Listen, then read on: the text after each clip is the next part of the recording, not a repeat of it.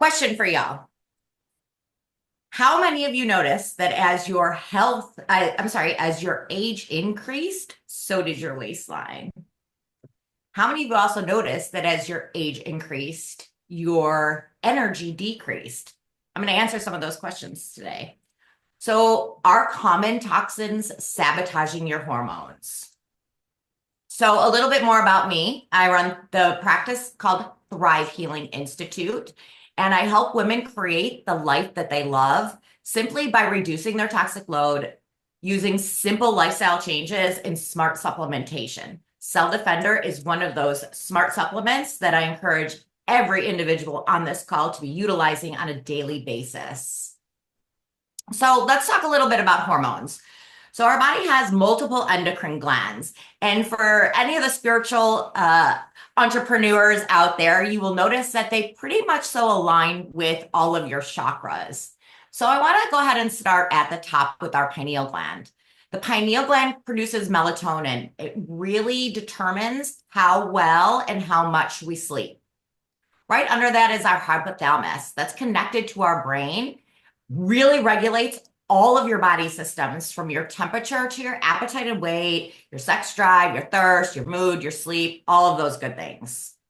Right below that, you're going to find your pituitary gland.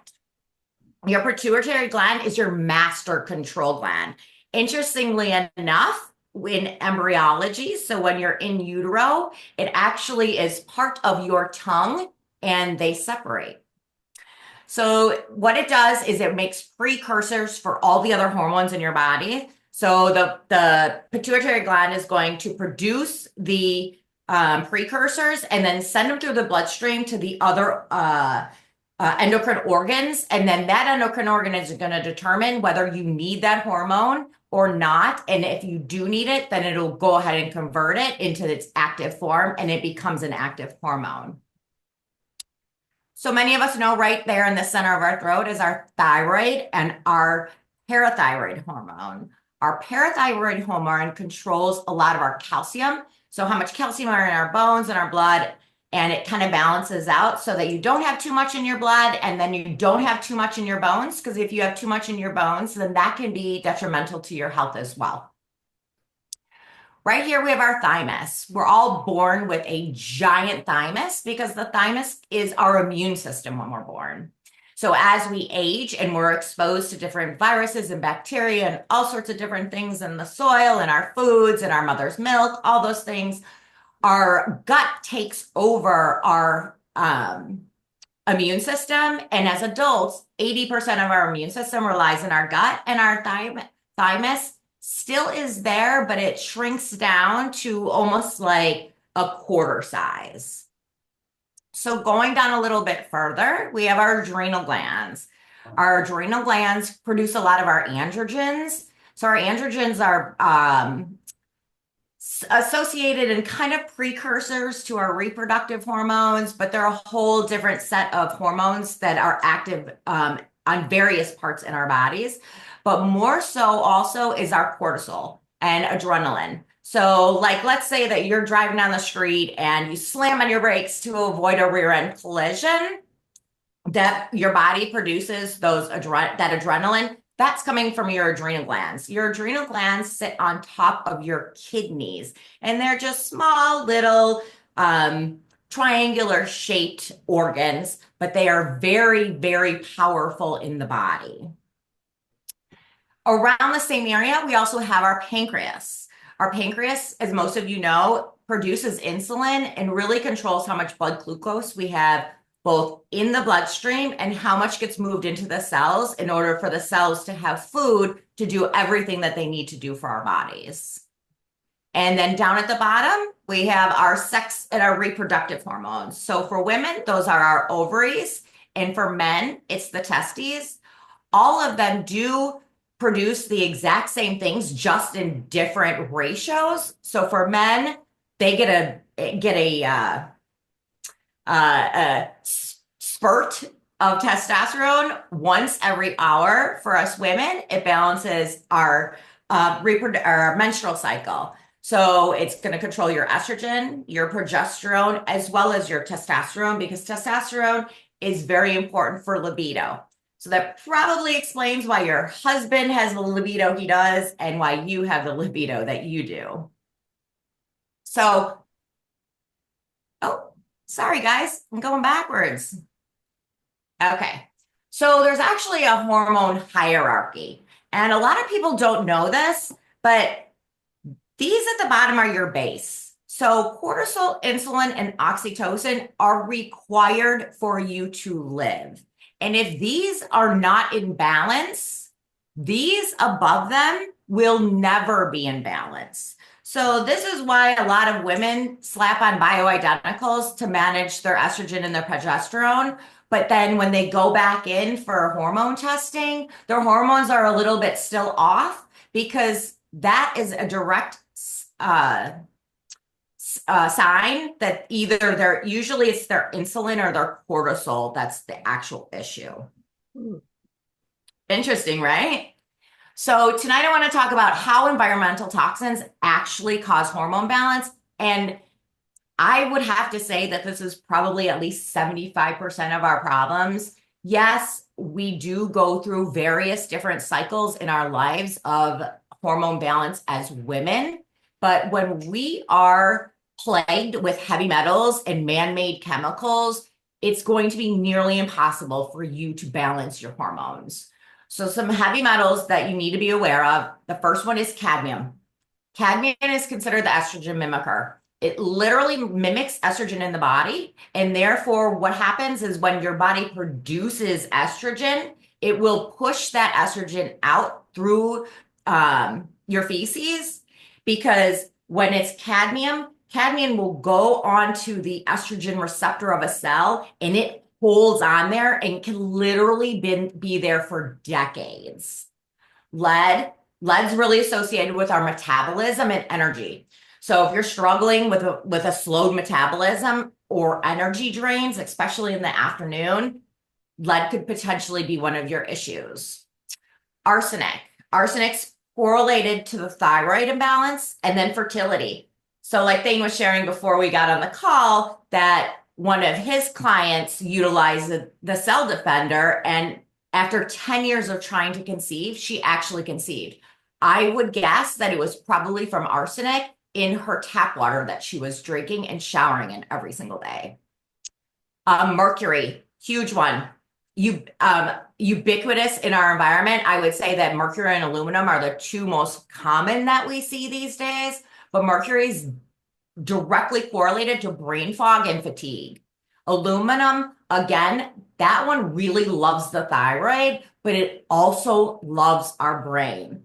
And recent studies have actually shown that aluminum may be the precursor to dementia, which is pretty fascinating. So man-made chemicals, we're not going to discuss these tonight, but I wanted you all to be aware because I strongly, strongly encourage everyone to educate themselves on this stuff, because right now the FDA has approved 90,000 different chemicals, and there are so many out there that it's leading to chronic disease. And that's where Cell Defender comes in huge, because Cell Defender is going to remove many of these heavy metals. Therefore, it's not going through your liver like we learned about last week. And so it's not backing up. Therefore, your liver is able to convert the man-made chemicals more efficiently and remove them through urination and defecation. So a couple of these are BPA. That's been in the news a lot, but one of the common places that BPA is found that most people don't know is in their receipts. So anytime you go to the store and you grab a receipt from the cashier and put it in your bag, you just put BPA into your system. Wow. Phthalates are sleep and mood wreckers. I mean, they literally can disrupt your sleep. Phthalates and parabens are both found in most skincare products. Parabens, right along with arsenic and aluminum, love the thyroid. This is why I think we have an epidemic of hypothyroid in the United States, is because the arsenic, aluminum, and parabens are pretty much so everywhere. And so if you're not actively removing them, from the body and from your lifestyle, you more than likely will end up with thyroid dysfunction. Pesticides, glyphosate, it's been in the news a lot. There's been tons of lawsuits. People have won. It's a horrible, horrible chemical. It affects your fertility, but it also wreaks havoc on your gut. It creates so much gut dysbiosis that this is why we're seeing almost an immune crisis right now. I think everyone in the room at this point can know somebody with an autoimmune disorder. The pesticides, guys. And then we also have the forever chemicals. These cause unexpected weight gain and chronic inflammation. And chronic inflammation is, again, one of the root causes of 90% of our diseases in the United States. So specifically, since these are the most important hormones in our bodies, because if we regulate our oxytocin, our insulin, and our cortisol, our bodies are able to manage our reproductive, our sleep, and our thyroid hormones that much more efficiently. So the first one I want to talk about tonight is lead. Like I said before, lead is correlated to metabolism and your energy. So what happens is when you have an overload of lead in the body, your adrenal gland hormones tank. So that's your adrenaline, that's your sex hormones, that is your DHEA, things like that. So common places that you're going to find lead these days are in paint, right? We all know that in the 1970s, we were moving our water through our cities in lead pipes. We also were painting our houses in lead because lead gave paint a more vibrant color. But now what's happened, because we did utilize all these paints and these lead-based pipes, it's pretty much so ubiquitous in your tap water. Ladies, lead is also legally allowed in your lipstick and your hair dyes. Mercury. Mercury is a huge contributor to brain fog. What mercury does for cortisol is it interferes with the production. So sometimes, depending upon how much mercury you have in your body, sometimes it'll reduce your cortisol and your cortisol levels will go high. But more customarily, what I see with my patients is that their cortisol is super high just because of the demands of life that we have these days, but also because we're all exposed to mercury because it's in canned fish. A lot of us have mercury-based fillings in our mouths. Ladies, it's in our mascara and it's in our seafood, like our scallops and our shrimp. So lead and mercury right now it's very hard to avoid those, even if you are making a conscious effort to reduce these types of things, it's still there.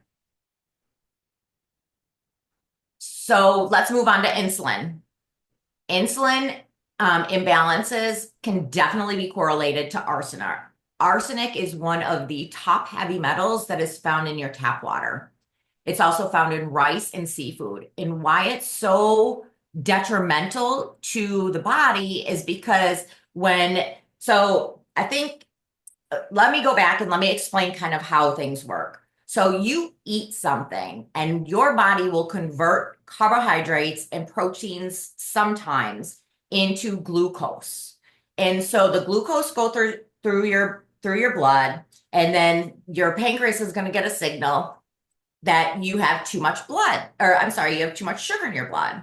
So it secretes insulin, and insulin comes by, and it's like the little taxi cab, and it picks up the blood glucose, drives it into a cell, and then pushes it into a cell, and that way the cell can use it as food. Pushes it into a muscle cell. That way the muscle cell can use it as food. So when you're running or walking, breathing, anything like that, your body is using glucose in order to perform, basically. So what happens with arsenic is the insulin is not quite sure totally, should it go pick up the glucose? Should it not? So what we're seeing now is diabetes type 2. Gosh, the last time I looked, I think 50% of the US population was considered diabetic and 70% were pre-diabetic. So it only leaves 30% of people that are actually have healthy glucose insulin responses. Arsenic is one of the reasons why. Mercury. Again, we already said that it's the brain fog and fatigue culprit, but how it affects insulin is it decreases the production. So what happens is all that blood glucose, it just keeps going up and up and up in your blood, and it reduces your insulin sensitivity, which is kind of like the doctor's version of diabetes or pre-diabetes. Again, those are found in canned tunas, fillings, mascara, and seafood. So a couple more that are detrimental to our insulin balance is cadmium. Again, cadmium mimics estrogen, but it also interferes with glucose entering the cells. So when your body is going to take in when a cell is going to take in glucose, it has GLUT receptors specific. And so not only does the cadmium attach to that GLUT receptor, not allowing the glucose to enter, it kind of plugs it up and it sticks there forever. So what happens?